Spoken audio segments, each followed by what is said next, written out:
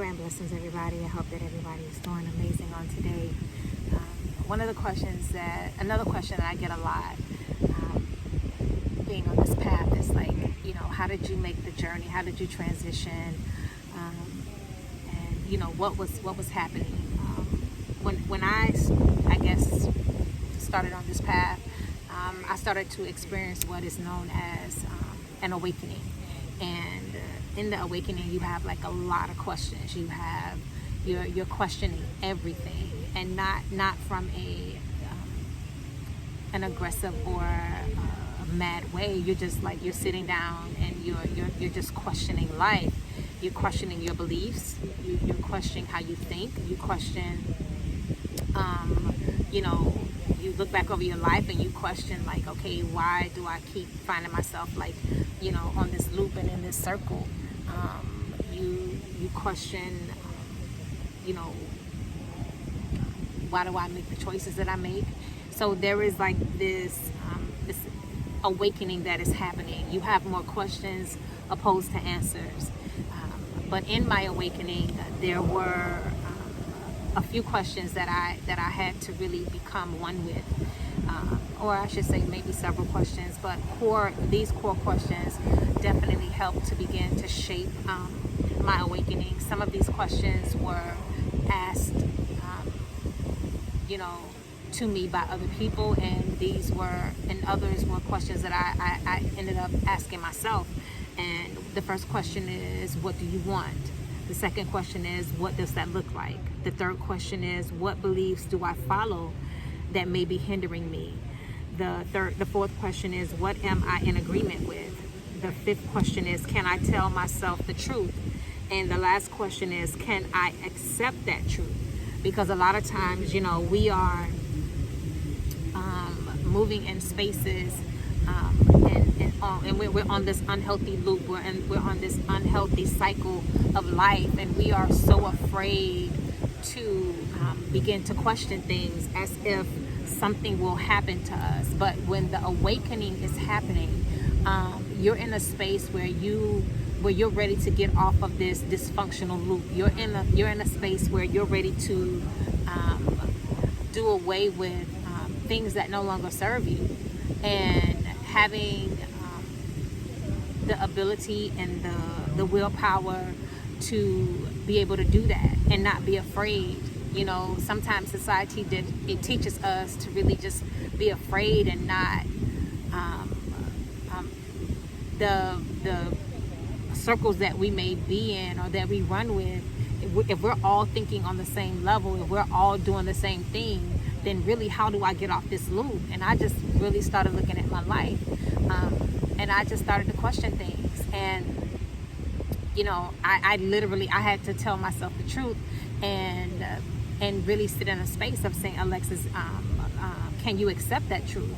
And for me, I finally said, yes, I can, and accepted the truth that I can't do this on my own. I'm gonna need some help. I'm gonna need some direction. And as I've said in the past, I chose therapy. That was a part of that for me. Now, I will say that most people, they struggle with wanting to go to therapy or seeing a therapist, but I was very intentional about what type of therapist I wanted.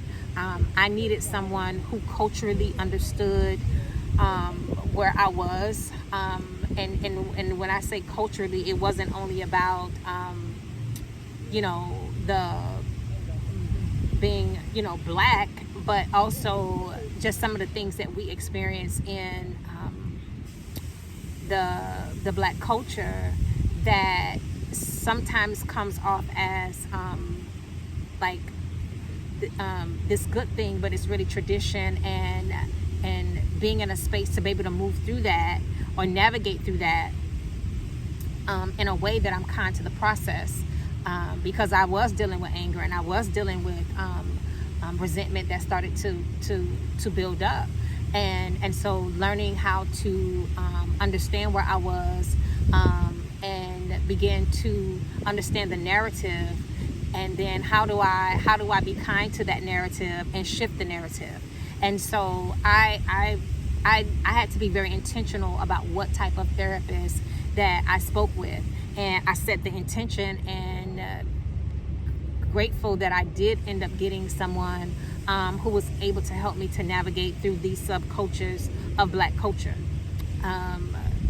And if I be truthfully honest, I actually had reached out to 2 therapists. One was female, one was male, and I just simply said the one that calls me back first, that's the one I'm going with. And again, I'm grateful that I did that. You know, filtering and trying to understand the awakening is challenging on a lot of levels, because you don't know what's happening. You don't know why you're asking these questions. You don't know why you want to get this type of understanding, but something in you is drawing you and is pulling you.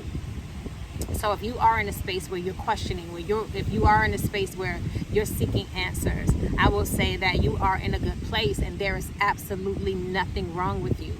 You know, I think it is detrimental to try to have a mindset that I got at 20 or 30 and trying to do that at 40 and 50. I'm not even the same individual. So why would I continue to use methods or formulas that work for my 20-year-old self or my 30-year-old self? For me, that's dysfunctional synchronicity. And so really moving in a space of the awakening, it is a gift. And if you are in that space, I just ask that you continue and you push through it, and the answers will come. There is a saying that says that when the student is ready, the teacher will appear. And I will say to you that because I decided to walk through this door and decided to be one with all that I was dealing with, my teachers came, and they came in different forms. Some of them didn't look like me.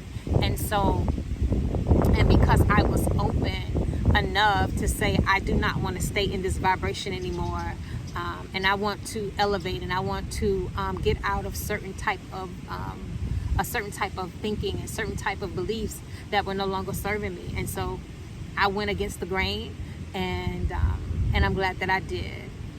So I hope that this helps, filtering and the awakening. And until next time, Ashe. Talk to you later. Bye-bye.